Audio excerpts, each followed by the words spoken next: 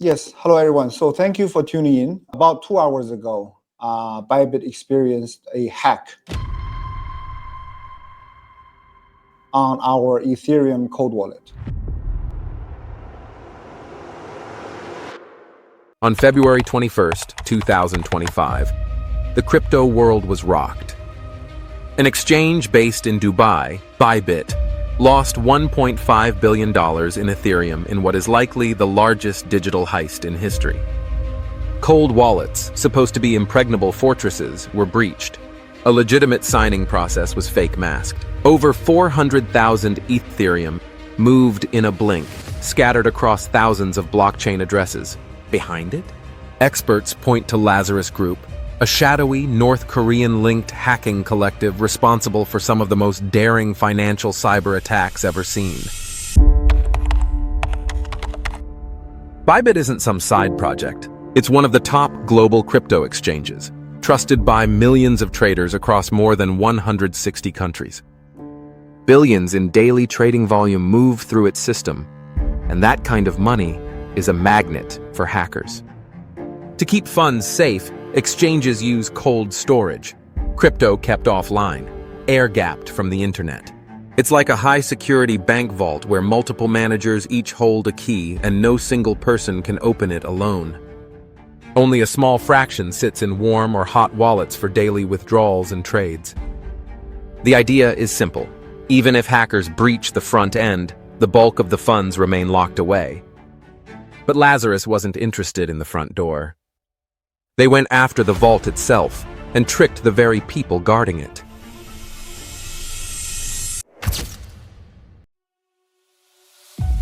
This was not brute force.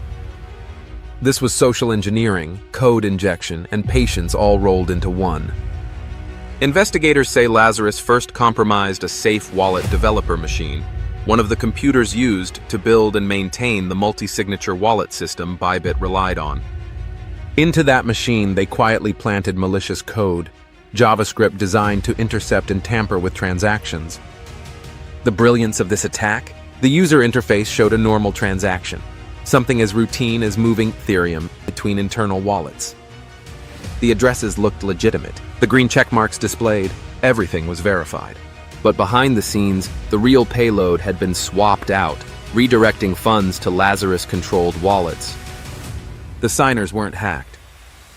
They were deceived, signing away hundreds of millions without knowing it.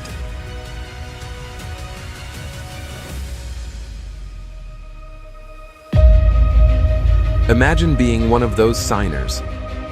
You sit at your terminal, reviewing transactions as you always do. Everything looks fine. But each signature you add isn't just authorizing a routine transfer, it's another key turning in the vault door. Then, silence. And in less than 60 seconds, over 400,000 Ethereum streams out, faster than any alarm can sound, scattering across thousands of wallets like shards of broken glass. Bybit acted fast. Balances were restored, reserves replenished, and users were told not to panic. But confidence doesn't bounce back that easily. Ethereum prices wavered. Panic withdrawals spiked. And for Lazarus? This was a jackpot, their largest single haul ever. But not their first. To understand how Lazarus pulled this off, we have to rewind. Months earlier, they ran a smaller job, a test run, on an Indian exchange called WazirX. And that attack turned out to be the perfect rehearsal for Bybit. July 18th, 2024. WazirX, India's largest crypto exchange, announced a breach. Over $235 million was gone in under 2 hours. Lazarus had compromised API keys and triggered a series of rapid withdrawals. But they didn't just drain one wallet. They split the loot across dozens of addresses, keeping each withdrawal small enough to slip under automated alerts. The response was immediate. Crypto Twitter exploded with users posting screenshots of failed withdrawals. Regulators demanded answers. Influencers called for audits.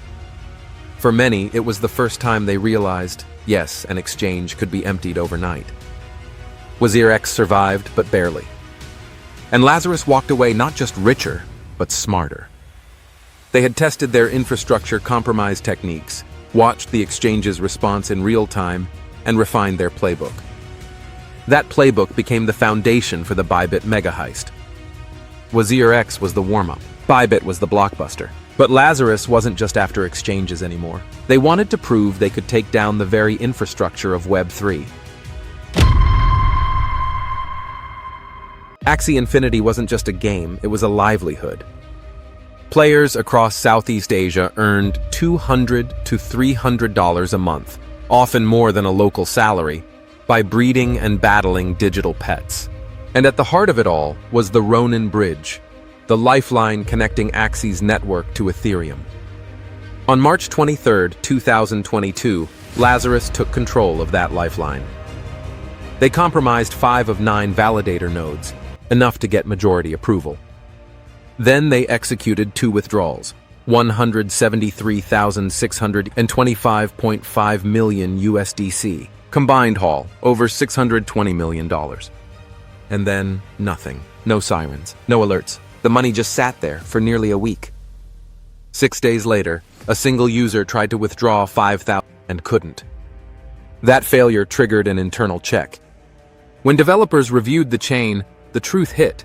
5 validators compromised, bridge drained, $620 million gone. Axie's economy froze overnight. Players logged in to find their earnings locked or gone entirely. For many in the Philippines, Vietnam, and beyond, that income paid rent, bought food, covered tuition. Now it had vanished. Lazarus laundered the funds through Tornado Cash and other mixers. The U.S. Treasury traced the wallets, sanctioned them, and publicly named Lazarus as the culprit. Some funds were frozen, but trust in play-to-earn gaming never recovered. Bybit was the blockbuster. WazirX was the rehearsal. Ronin was the warning. Lazarus proved that no vault, no exchange, no bridge is untouchable. They aren't just stealing money. They're stress-testing the defenses of the digital economy. And analysts warn, the next target may not be an exchange at all. It could be DeFi protocols, AI platforms, even national infrastructure. The question isn't if they'll strike again, it's where and how much it will cost us next time. At Lazarus, we track cybercrime like this every day and fight back with AI-powered tools that protect businesses and individuals from online fraud. Visit Lazarus, stay one step ahead of attacks like these. If you found this breakdown eye-opening, hit subscribe and ring the bell, so you don't miss our next deep dive into the world of cybercrime, where we uncover more heists and expose the tactics hackers don't want you to know.